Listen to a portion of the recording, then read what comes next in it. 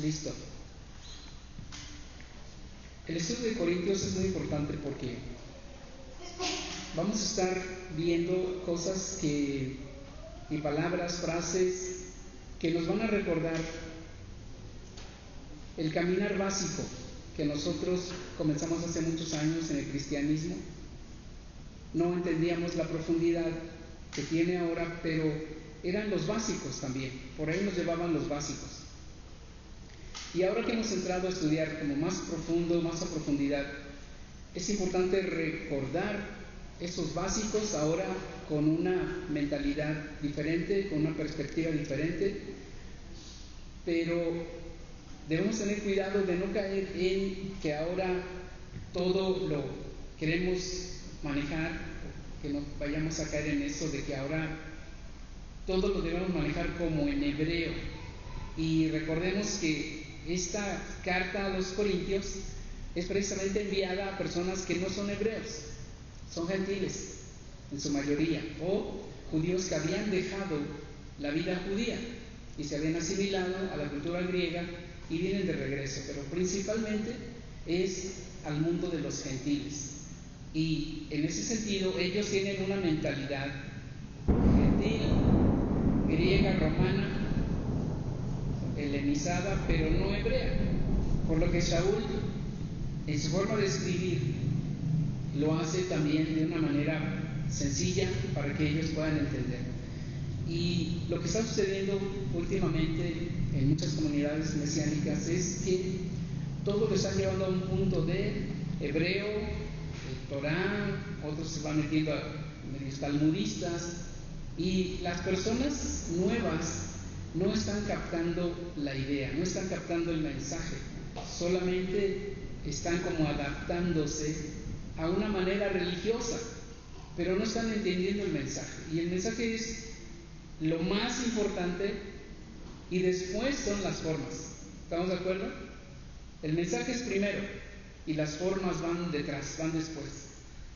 Así es que en este capítulo 4 de 2 de Corintios es muy importante porque cuando veíamos en el capítulo 1, 2 y los anteriores hablando del aroma del Mashiach, a quien fue entregada esta carta, es un grupo grande de gentiles, de personas nuevas en el mensaje de salvación que viene del Mesías judío, pero que el lenguaje se adapta a ellos y que no lleva el sello de religiosidad o la manera farisaica, para decirlo más claro, ¿sí? Lo que evolucionó después como el fariseísmo y este mover nuevo que tiene que ver con el rabinismo, ¿no? La forma rabínica, la religión judía moderna. Saúl no lleva eso, porque en primer lugar en ese tiempo no estaban en eso todos los hebreos. Eso fue evolucionando con los años. En ese tiempo había discusiones acerca de algunas costumbres nuevas que se estaban queriendo implantar, acerca de algunos pensamientos nuevos, algunos argumentos nuevos como para darle importancia al mandamiento, pero lo que estaban haciendo era poniendo cercos a los mandamientos. Y se estaba formalizando una religión que a través de los años hasta el día de hoy se separó en gran manera de la Torá y quedó como la religión judía. Saúl no lleva eso. Saúl lleva el mensaje del Mesías, que fue sacrificado para traer salvación a su pueblo y a los que abrieran su corazón. Ese es el punto clave. Vamos entonces al capítulo 4, donde él comienza diciendo: por eso, teniendo este trabajo de Elohim, según la misericordia que se nos dio, no nos damos por vencidos, más bien hemos renunciado a lo oculto que sea vergonzoso y no andamos con astucia ni falsificamos la palabra de Elohim que está escrita, sino que mediante la revelación de la verdad nos recomendamos a toda conciencia humana a la vista de Elohim. Pero aún si las buenas noticias que declaramos están escondidas, están escondidas solo entre los que se están perdiendo. O sea, estas frases con las que inicia su carta ya vienen cargadas de algo interesante y profundo. Ya es la segunda carta, pero recordando que se perdió una y después se perdió otra, hablamos aquí ya de bastante información que les fue enviada a los corintios. Mucha información en la que ellos tenían que ir adaptando su mente, su corazón, pero también su práctica de vida diaria. Porque como decía hace un momento, los corintios estaban bajo esa influencia griega, la filosofía griega, más todo lo que venía por ser un lugar como un puerto enorme, todas las ideas que fluían por allí, muchas ideas, muchas filosofías y muchas religiones. A los corintios entonces se les da el mensaje básico de que hay un solo Dios, para que ellos tengan conciencia de que no es necesario ni hay que buscar adorar a un Dios para que nos dé lluvia, a otro Dios para que nos dé sol, a otro Dios para que nos libre de la guerra, a otro Dios para que nos traiga sanidad, a otro Dios para que X, Y y Z. Shaul está diciendo, el único Dios, el único creador, el único Elohim es quien controla y mueve todo. Y a Él sea todo el honor y toda la exaltación. Así es que, dice, si este mensaje que está siendo llevado hacia afuera, le damos la importancia, poquito, hacia acá, si le damos la importancia a este mensaje, así, gracias. Si le damos toda la importancia que requiere, entonces vamos a enseñar a las personas que no necesitan tantos dioses, que el Elohim, el Dios de Abraham, Isaac y Jacob, es suficiente para todos, y que muestra de ello es que envió a su ungido, envió a su Hijo a pagar la deuda que teníamos todos y liberarnos para traernos a Él, a su presencia, y de esa manera entonces tengamos su favor y su gracia. ¿Estamos de acuerdo? ¿Sí se escucha para allá o no? ¿Más o menos? Johnny, ¿te gusta para ellos?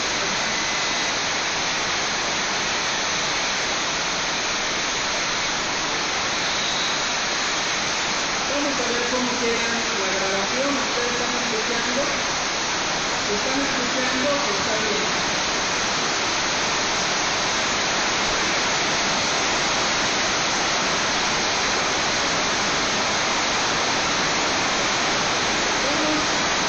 Vamos al texto. Si se escucha, vamos al texto. Dice, por eso, teniendo este trabajo,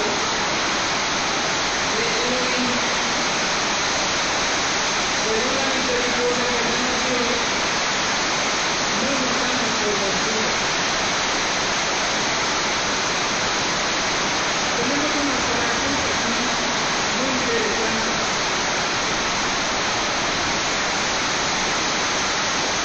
Para los corintios, Saúl se presenta como el que lleva el mensaje. Él es el que está llevando el mensaje de primera instancia, y por eso él se muestra con sus ayudantes como aquellos que tienen este trabajo. Ya han pasado casi 2000 años, y ahora no solo Saúl, han habido muchos otros que están trayendo el mensaje. Nosotros mismos, en este tiempo, estamos teniendo en nuestras manos este mensaje.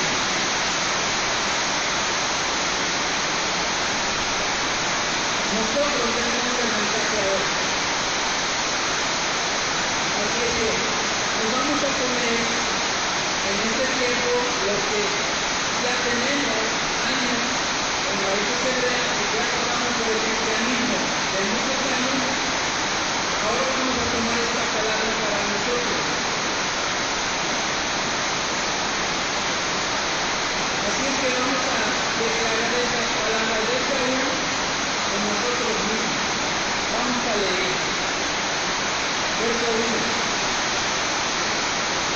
eso, teniendo ¿quién? Nosotros, todos nosotros, este trabajo, ¿sí? Ahora díganlo conmigo, por eso, teniendo nosotros este trabajo, según la misericordia que nos dio, no nos damos por vencidos. ¿Cuál era la situación de Saúl? Él tenía que viajar muchísimos kilómetros, tenía que subirse a barcos, no había barcos como hoy de pasajeros, bien cómodos, un ferry, no había, eran barcos de carga, y donde se podía, se acomodaban. Así es que era un trabajo muy complicado, muy fuerte, llevar las buenas noticias a otro lugar. Bastante incómodo, por dónde dormir, dónde comer, muy incómodo. Por eso él dice, teniendo ese trabajo, con una misericordia que Dios nos dio, no nos damos por vencidos. Él sabía que había otros lugares a los que había que llevar las buenas noticias de salvación, la verdad. Muchos lugares, aún nos quedan muchos lugares, ¿estamos de acuerdo? Muchos lugares. ¿Por qué? Porque lo que han recibido es la fase 1, que es el cristianismo, la fase 1. La fase 2 es las raíces hebreas. La fase 1 es la salvación por fe. ¿Estamos de acuerdo? La fase 2 es que tenemos que guardar los mandamientos para completar. Porque ¿quiénes son los que entrarán en el reino que viene el gran saliendo de la gran tribulación? Los que tienen el testimonio de Yeshua, la salvación, y guardan los mandamientos. Por eso es que es fase 1, cristianismo. Alcanzar la salvación. Conocer al Mesías. La fase 2 es aprender los mandamientos, entenderlos y guardarlos. Esa es la fase 2. Lo que sería completar la reforma que comenzó Martín Lutero. Completarla. Quedó en fase 1 y se atoró por 500 años. La fase 1. Es mucho tiempo que se atoró la fase 1. Por eso el Eterno quiso meter un poco de fuerza para que iniciara la fase 2. Un poquito con fuerza. Muchos no están entendiendo, pero muchos sí. Así que en esta fase 2 nosotros tenemos este trabajo de ir a los que están en la fase 1 para decir, no se ha terminado la carrera. Debemos de tomar el siguiente nivel, que es la fase 2. Conocer los mandamientos, aprenderlos y practicarlos. Obediencia a la palabra. No nos damos por vencidos, sino que nos esforzamos día a día. Adonai no ha llamado a nadie a usar contigo. Él no ha llamado a nadie para que esté quieto. Él ha llamado a aquellos que van a seguir los pasos del Mesías. Porque Él es nuestro modelo. Él no paró. Él fue pueblo por pueblo, aldea por aldea, llevando el mensaje de salvación, hablando de que el reino de los cielos ya se había acercado y a manifestar ese poder de Elohim para liberar, para sanar, para restaurar, y que entonces el pueblo comenzara a seguir la verdad, pero de todo corazón. Porque Él es quien traía la circuncisión en el corazón. En sello de la marca de la primera fase. Circunculados para que vinieran a ser pueblo. Después, en esta fase 2 era ahora circuncida tu corazón para vivir para él. Así es que es como en el cristianismo, la fase 1, ven, arrepiéntese, confiesa tus pecados, deja los ídolos y vendrás a la salvación. Pero para entrar al reino aún nos falta todavía. ¿Estamos de acuerdo? La salvación ya la recibimos. Gracias porque me has liberado. Me liberaste de la esclavitud del pecado, de la maldición de la muerte y de muchas cosas. Y ahora estoy enfocado en ser como el Mesías, la estatura del varón perfecto. Entonces tengo que enfocarme en él, hombre o mujer. Tenemos que enfocarnos en el Mesías, sus pisadas, sus huellas, lo que es, cómo vivió. Ese es el enfoque, porque él guardó los mandamientos. Él fue guardador de Torah. Él no quebrantó ni uno solo.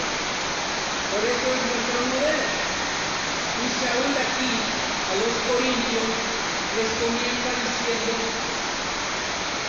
que hay que apartarse de la idolatría, que no necesitamos muchos dioses sino solo uno, y que tenemos la ayuda en la salvación por el Mesías, para que teniendo ese poder en nosotros, esa gracia benevolente, podamos ir avanzando en la obediencia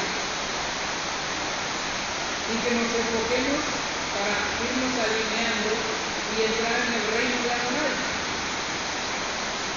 Número 2, verso 2. Más bien dice, renunciando a lo oculto y que es vergonzoso, renunciando a lo oculto y vergonzoso, ¿por qué él escribe de esa manera?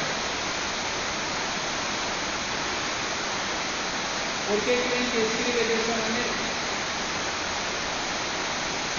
Más bien hemos renunciado a lo oculto que sea vergonzoso y no andamos con astucia ni falsificando la verdad de los hechos. Es decir, él se presenta como alguien que tiene testimonio.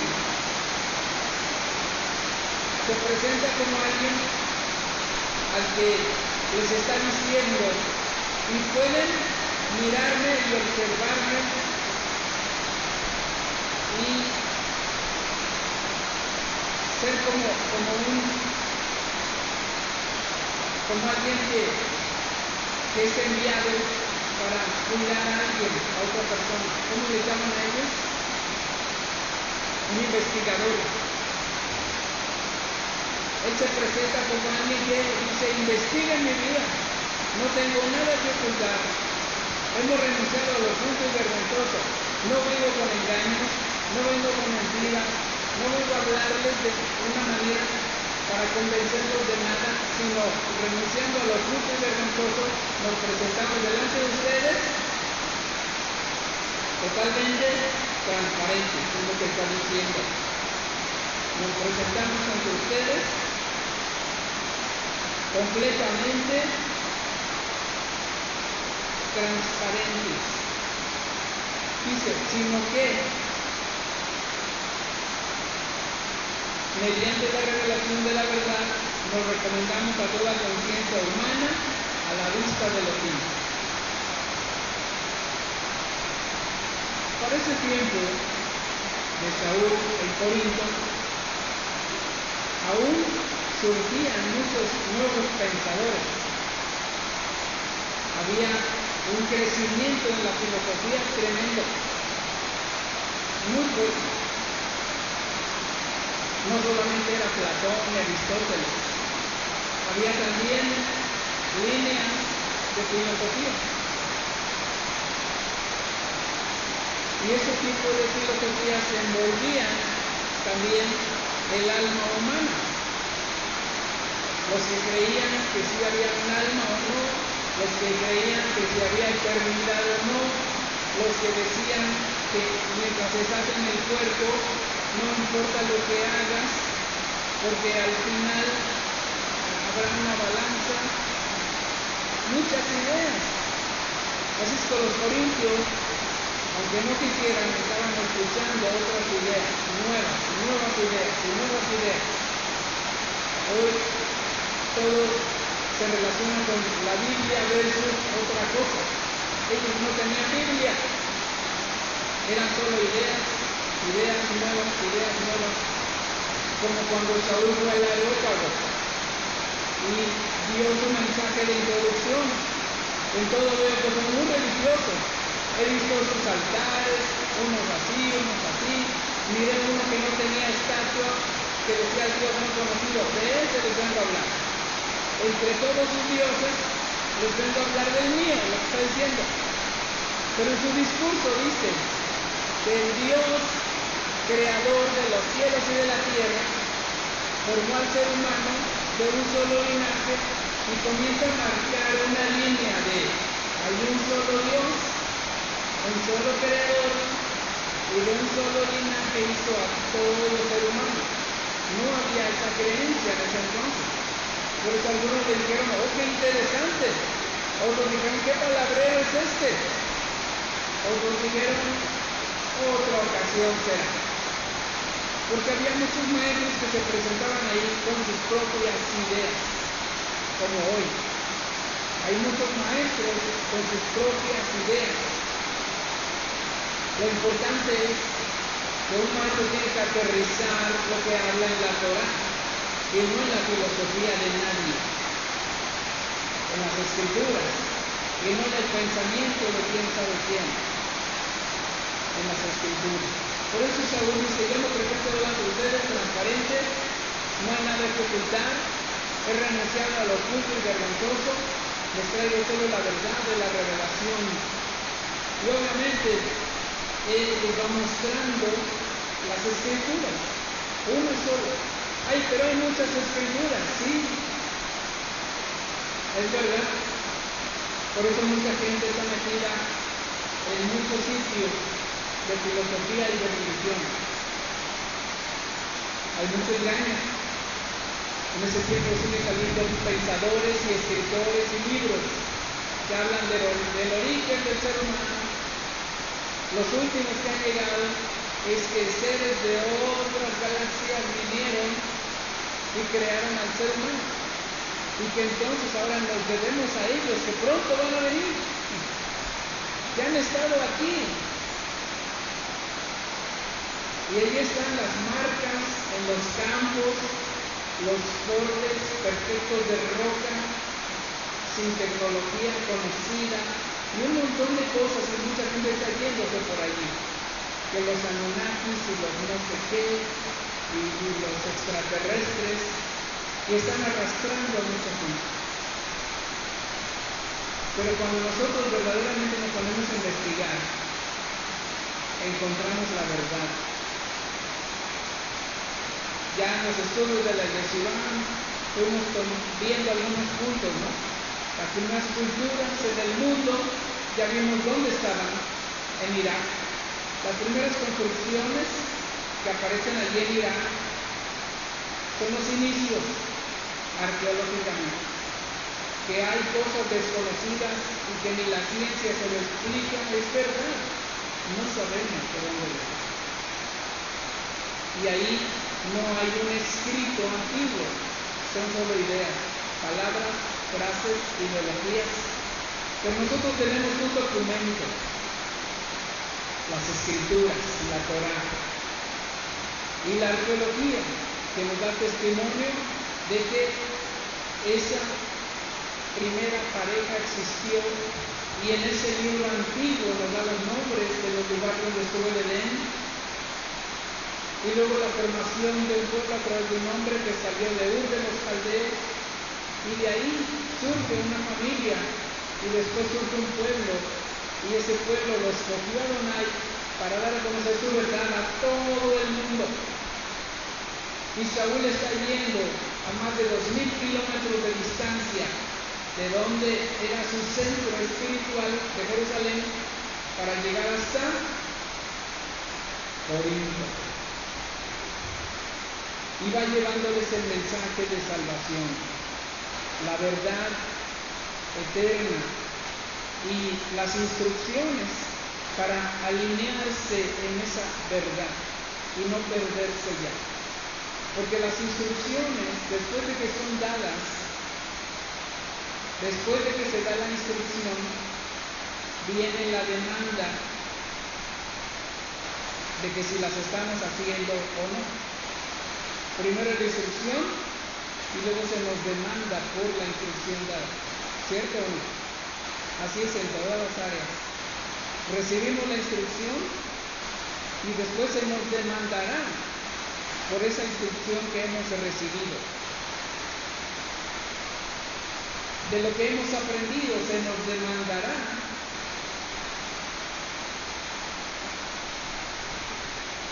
sobre nuestras acciones, si están de acuerdo o no. Por eso es muy importante que vayamos entendiendo en estos escritos de Saúl, primera y segunda de Corintios y de Gálatas, es muy interesante, muy fuerte, muy profunda, pero es la misma base, que es, hay un solo Dios, hablando en los términos que usaban los griegos. Dios, Theos, viene del griego. No había otra manera de hablarles a los griegos. No había otra manera, sino con su lenguaje. Pero poco a poco se van instruyendo para que ya no dijeran Dios como el panteón de los dioses, el panteón, sino que pudieran decir ya Elohim, o Adonai, o el Eterno, y Yeshua. Ya no el Dios o el Señor simplemente. Se va instruyendo a los nuevos creyentes para que vayan dejando también, porque dice la Torah, no invocarás los nombres de sus dioses. Y eso poco a poco va saliendo y tiene que ir saliendo, y el no invocar más sus dioses.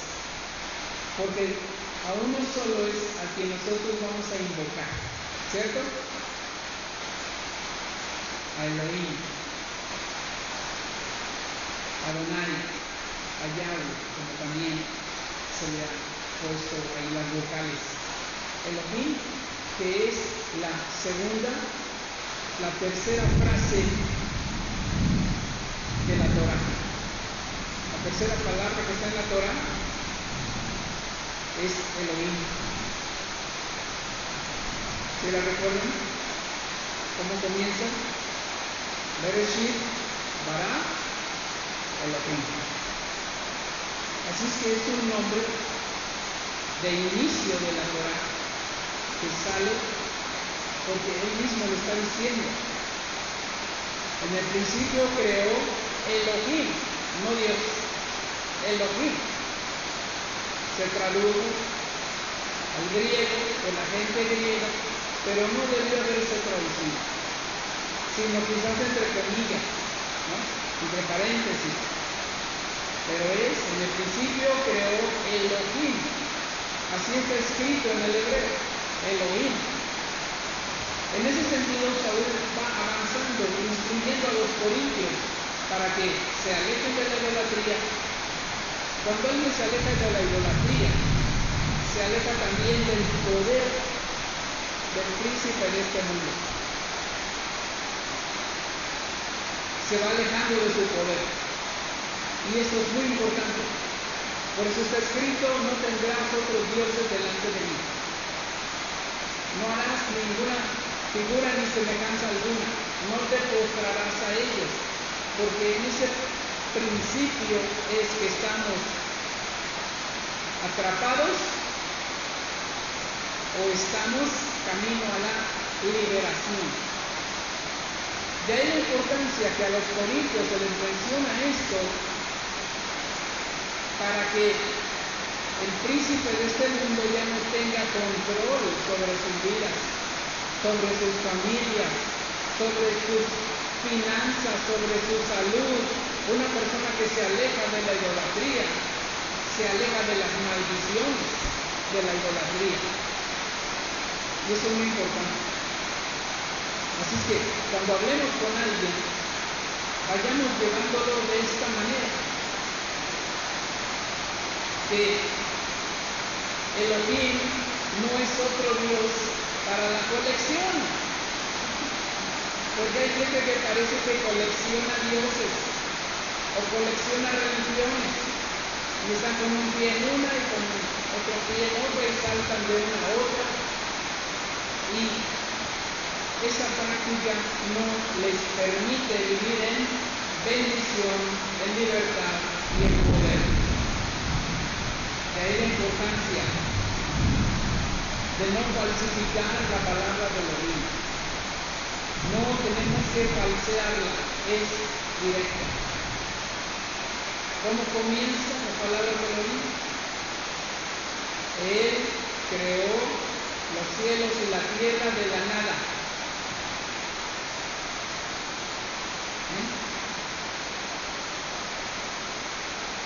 Bereshit bara Elohim. Elohim creó de la nada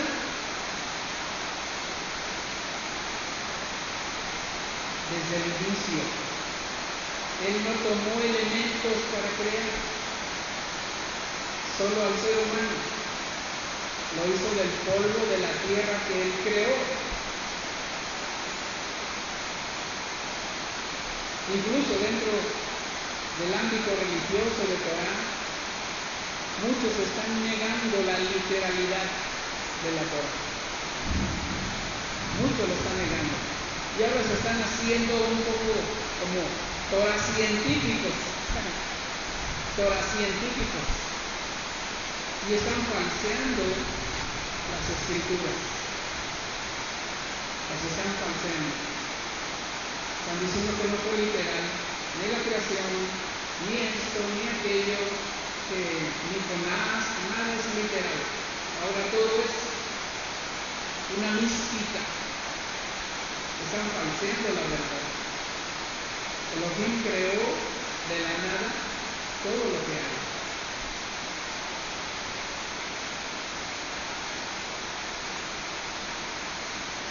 Nosotros tenemos la revelación de la verdad. Yeshua es la verdad. Y nos ha sido revelado, ¿cierto? Yeshua es la verdad. Y ya nos ha sido revelado. Con todo lo que implica Yeshua. Por eso es que aún desde el cristianismo entendíamos muchas cosas. Las personas cristianas espirituales entienden muchas cosas, porque Yeshua es la revelación de Elohim para salvación. En la fase 1 entendimos muchas cosas en el cristianismo. Hubo muchas manifestaciones del Ruach HaKodesh en el cristianismo, pero la fase 2 es que tenemos que obedecer. Tenemos que obedecer. Un niño pequeño tiene todo en casa, ¿cierto o no? Cuando ya tiene conciencia, quiere agua, quiere chocolatito, quiere un dulce, quiere un pan, quiere un juguete, quiere que le den de aquí y de allá, quiere que lo abracen, pero no puede quedarse bebé toda su vida. Necesitamos bajarlo y ayudarlo a que camine. Al principio los bebés no quieren. Ya cuando sienten un poquito el cansancio en sus piernitas, ya las suben y quieren que los abracen, ¿o no? Espiritualmente es lo mismo. Hay quienes, muchos creyentes, no quieren caminar con sus propios pies. Quieren que papi les dé todo en la mano. Por eso la fase 2 es dejando las cosas de niño, porque cuando era niño pensaba como niño, hablaba como niño, actuaba como niño, pero ahora que he dejado las cosas de niño, mi pensamiento ha cambiado, mi forma de actuar ha cambiado, mi forma de hablar ha cambiado, y ahora experimento el esfuerzo de caminar por mí mismo, de valerme por mí mismo, de esforzarme. Y ese es el punto que Shaul está tratando con los corintios. Los quiere llevar a la fase 2. Porque en la fase 1, inclusive tenían prácticas que ni los gentiles las hacían. ¿Se acuerdan de ese pasaje? Que ni siquiera en los gentiles se ve eso. Pero viene una enseñanza, la instrucción tiene que ir creciendo de nivel. La instrucción parece que se va volviendo imposición. Es donde muchos lloran, porque no quieren caminar con sus propios pies, porque parece imposición, parece que me están ordenando, parece que me quieren empujar. No, es que tenemos que aprender a crecer, tenemos que ir en el avance a crecer y dejar de ser niños. Y por eso nos cuesta, nos duele, y a veces hasta nos molesta que nos estén recordando, que nos estén apuntando lo que sigue y cómo deben de ser las cosas. Pero esa es la manera. A un discípulo, a un aprendiz de lo que sea, se le va poco a poco exigiendo, poco a poco, y va subiendo y va subiendo, siempre va subiendo el nivel de exigencia, porque se supone que es un aprendiz que quiere aprender y que quiere llegar a ser un maestro o alguien que sabe hacer las cosas. Va subiendo el nivel de, dígalo, exigencia, exacto. Así debe ser, porque si no nos quedamos bebecitos toda la vida, y el Eterno no quiere eso. Porque tiene que llegar el punto en que nosotros mismos, como si nosotros mismos nos recomendáramos a los demás. El fin del verso 2 dice así.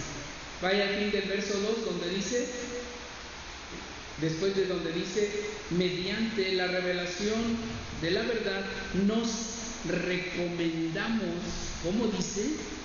Nos recomendamos a toda conciencia humana a la vista de Él. Eso quiere decir que los está poniendo en su mente una meta que es alta, aparentemente, pero es lo correcto y a lo que debemos de llegar. Debemos llegar al punto de que nos recomendemos nosotros mismos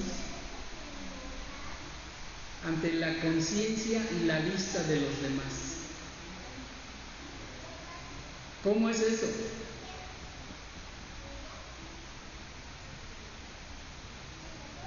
A Yeshua lo quieren captar en algún error, ¿verdad? Siempre. ¿Y qué pasó? Nunca pudieron. Incluso llegó a decirles, ¿quién me inculpa de pecado? ¿Quién me inculpa de todos ustedes? Porque ya estaba como hasta acá, de que no escuchaban, no analizaban, no llevaban al corazón, solamente querían chocar con él, con sus palabras, con sus ponencias, con su interpretación, y no dejaban entrar a su corazón. Y entonces él, como esa y otras veces, los para y les dice, ¿quién me inculpa de pecado?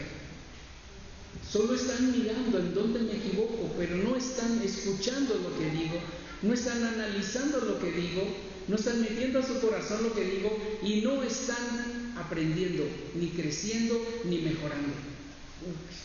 ¡Qué fuerte! ¡Qué fuerte! Se la pasaban analizando sus palabras. ¿Qué dijo? ¿Cómo dijo? ¿Dónde está escrito? ¿Por qué lo dijo? En lugar de comerse las palabras, porque sus palabras eran y son vida. Eran y son espíritu, espíritu de vida. Así es que tenemos que comernos las palabras de Yeshua. No analizar para ver si me gusta, no me gusta, si me conviene o no me conviene. Tengo que comérmelas para que me hagan provecho, para crecimiento. Y llegar al punto de que cada uno de nosotros nos podamos recomendar. Hoy está fuerte eso. Si lo analizan, está fuerte. Vengo a recomendarme a mí mismo, les traigo la palabra de verdad y me vengo a recomendar a mí mismo. De guardar la palabra, la Torá, los mandamientos, de ser fieles, me vengo a recomendar, me vengo recomendando a mí mismo. Y quiero platicarles cosas.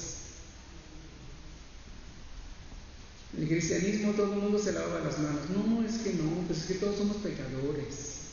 ¿Quién es perfecto? Nivel 1. El bebé no quiere que lo bajen a caminar, quiere que lo abracen. ¿Verdad que sí? No, es que no, ¿cómo voy a decir que yo no hago pecado?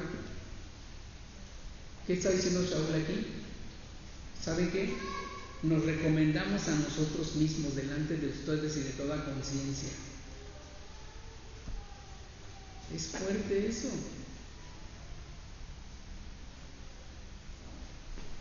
En la revelación del Todopoderoso.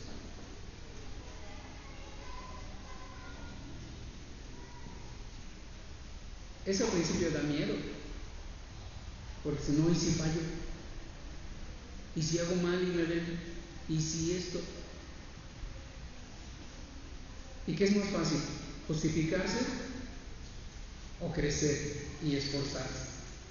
Es más fácil justificarse, ¿sí o no? Es más fácil. ¿Pero es correcto? No, absolutamente no. No podemos estarnos justificando de nuestras fallas, de nuestros errores y menos de nuestros pecados. Absolutamente no. Tampoco vamos a condenar a la gente, obviamente. Pero estar conscientes de que nosotros no podemos justificarnos a nosotros mismos. Si alguien ha estado haciendo cosas que están mal, allá se las verá con el Eterno y con su liderazgo. Yo me tengo que cuidar. ¿Consecuencias va a tener? Obvio. Todo pecado trae consecuencias. Todo pecado trae consecuencias. Tarde o temprano aparece la consecuencia. ¿Por qué? Porque de Elohim nadie se puede burlar. Nadie. Y llevaremos las marcas de nuestros errores por toda la vida. Entonces, entre menos errores y menos pecados y menos fallas, iremos con menos marcas de pecado, caminando por la vida. Así es que tenemos que subir de nivel y tenemos que ir por esa meta de recomendarnos a nosotros mismos. ¿Cómo sería esa frase? Aquí estoy para hacer aquello que se necesite, y lo que se necesite hacer, lo voy a ser fiel. Me recomiendo a mí mismo. De eso necesitamos en todo el país y en toda América. ¿Verdad que sí? De alguien que se le dé una encomienda. Hace mucho, porque lo escuché de alguien que me lo platicó y en un libro también de costumbres de estos lugares, tierras micholas y mexicaneros, que cuando a alguien se le da un cargo para realizar por los ancianos de la etnia y se le dice algo en presencia obviamente del grupo de ancianos y le dan un encargo, una orden, una tarea,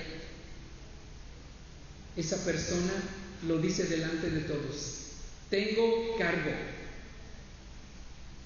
Y no es un cargo de ser jefe, es un cargo de carga, es un cargo de responsabilidad. Tengo cargo. Y se lo echan encima.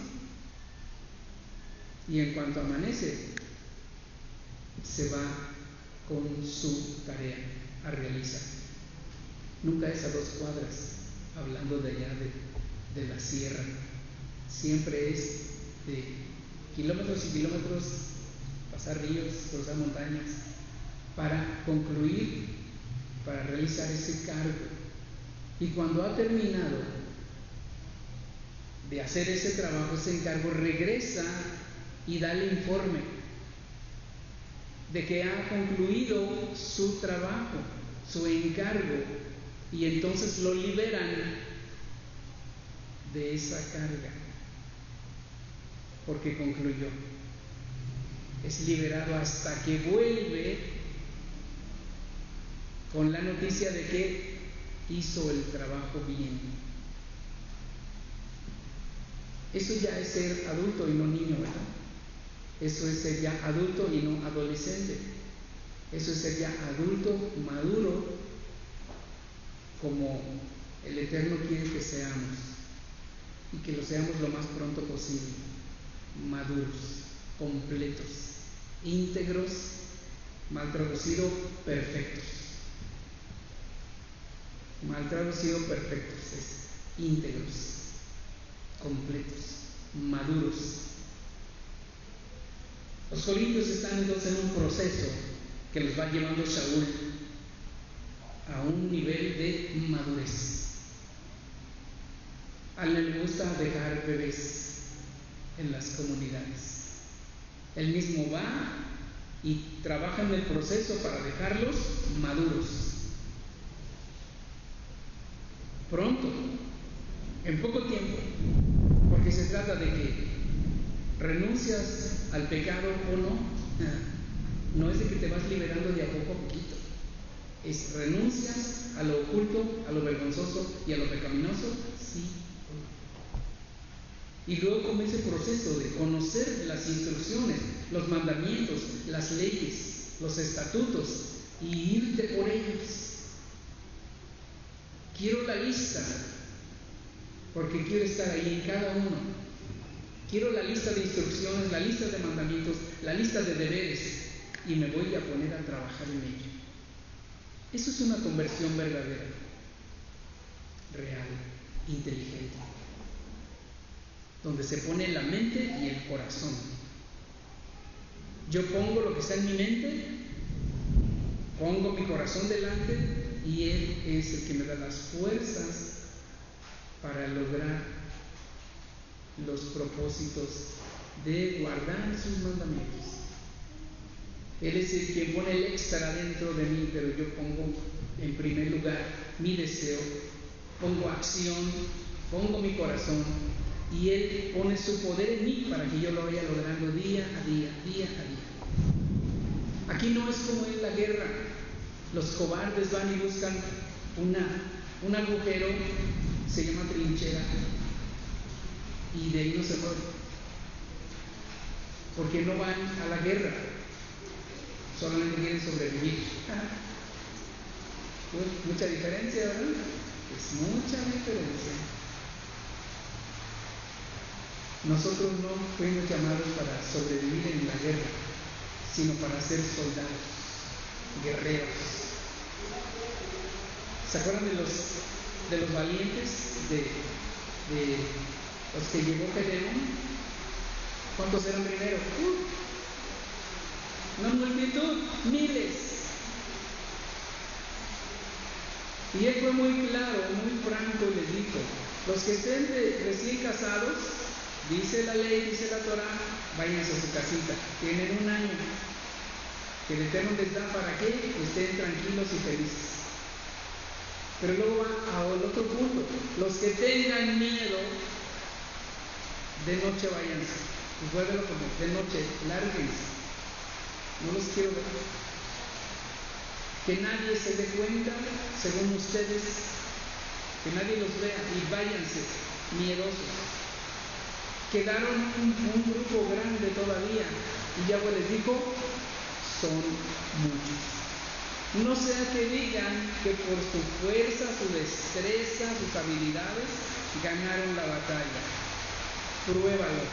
Hoy esa es otra que está muy fuerte y que a nadie le gusta cuando está aprendiendo, creciendo, siendo llevado al liderazgo. Uno pensaba que le iban a abrir la puerta y adentro le iban a aplaudir a uno. Dijo, los vas a probar mañana, los vas a llevar al río. ¿Se acuerdan de la historia, verdad? Les dijo, hay un tiempo, vayan y tomen agua, échenle agua a su cantimplora, tenemos unos minutos. Sí saben qué pasó, ¿verdad? Fueron corriendo y se metieron al agua, como si hubieran dicho tiempo de recreo. Estaban en tiempo de guerra y pensaron que era tiempo de recreo. Y fueron a meterse como niños al agua, y ahí fueron probados. No estaban alerta, no estaban conscientes, no estaban realmente en el punto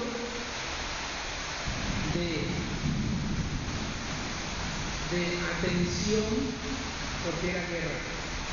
Solamente aquellos, dice que fueron como va un perro a beber agua, así tal cual, con su arma lista, y bebían.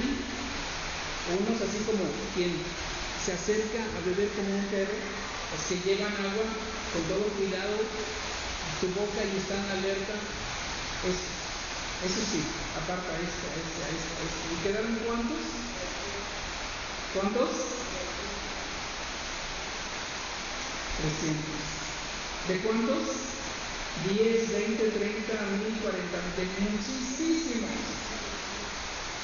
Ahora, este es un grupo selecto.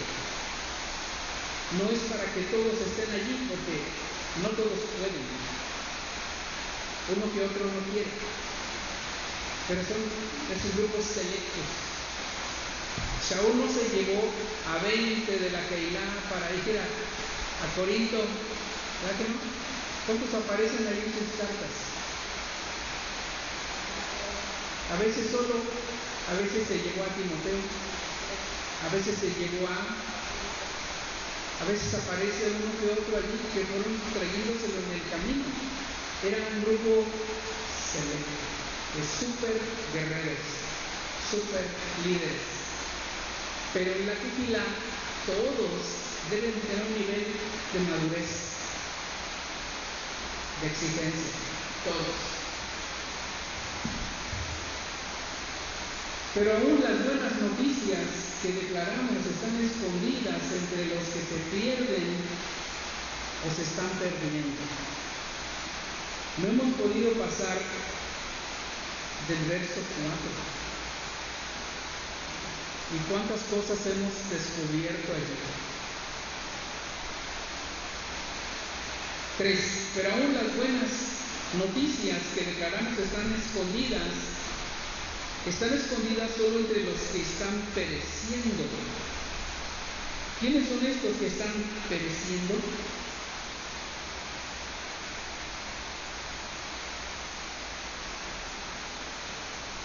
Aquellos que en su corazón no estaban dispuestos a hacer un cambio total de vida. Total. ¿Qué es lo que pide Adonai de nosotros? Un cambio total. Todo nuestro corazón, todas nuestras fuerzas, toda nuestra mente, todo.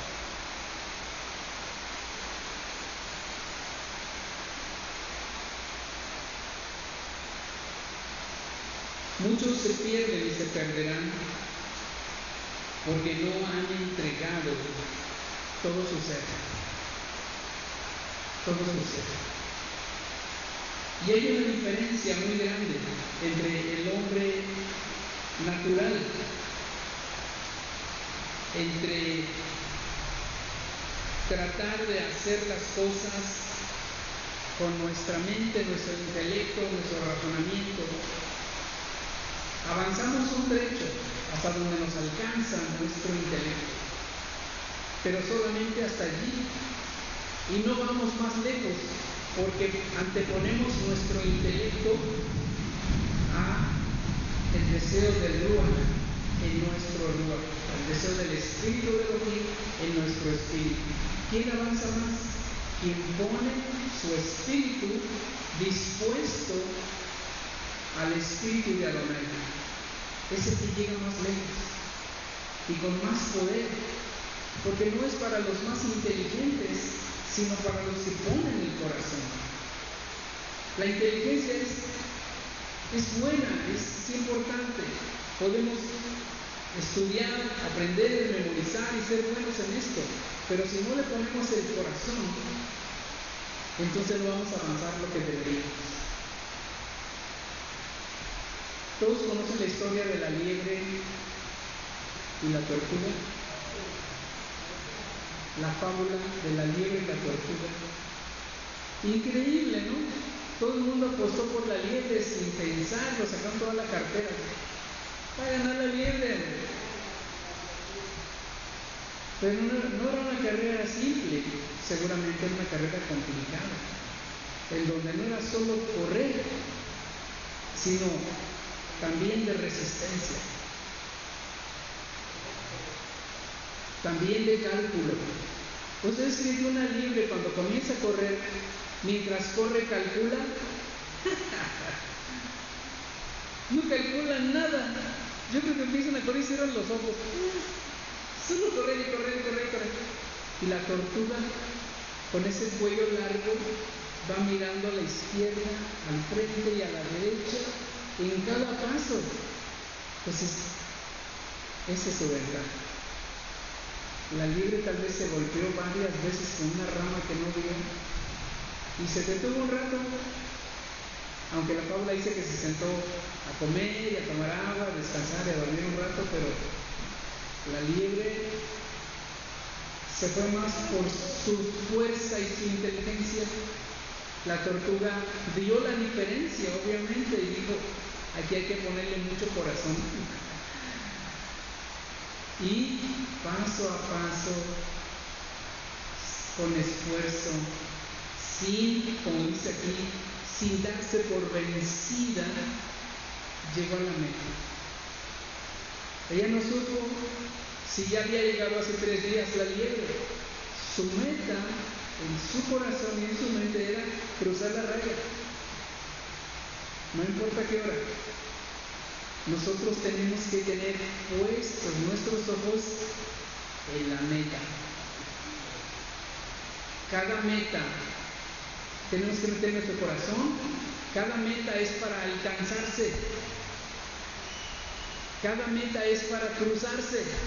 Y después vemos lo demás. Entonces, en nuestras metas que vayamos teniendo, esforcémonos y lleguemos, crucemos esa. Y si ya hay otra en el programa, pues enfocarnos en la que sigue y vamos por la otra. Los corintios están aprendiendo del mejor maestro. Shaul era buenísimo, era un superdotado. Había estudiado a los pies de Gamaliel. Estaba rodeado de muchos intelectuales. Todos los estudiantes, los que estaban a los pies de Gamaliel, eran lo máximo, los mejores estudiantes. Y él estaba allí. Entonces vale la pena rodearnos de personas inteligentes. Siempre. Por eso lean buenos libros, lean buenos escritores, platiquen con personas inteligentes, sabios, más que con personas que tengan una buena plática. Que tengan pláticas de sabiduría, de inteligencia, de aprendizaje, para crecer. Shaul es enviado y era lo mejor que había, porque además iba a esos lugares que, aunque no todos eran intelectuales, habían oído muchos rollos filosóficos. Y seguramente le decían a Shaul, oye, pero esto, oye, pero los epicúreos, oye, pero que Platón dijo, es que Sócrates hablaba de no sé qué, y Descartes, y los modernos. Shaul estaba muy capacitado para decir, ok, analicemos y descubrir, date cuenta que esto no te lleva a una eternidad. Fíjate que esto que está planteando este filósofo solamente te da una paz momentánea. Date cuenta que por este camino solamente vas a llegar a la tumba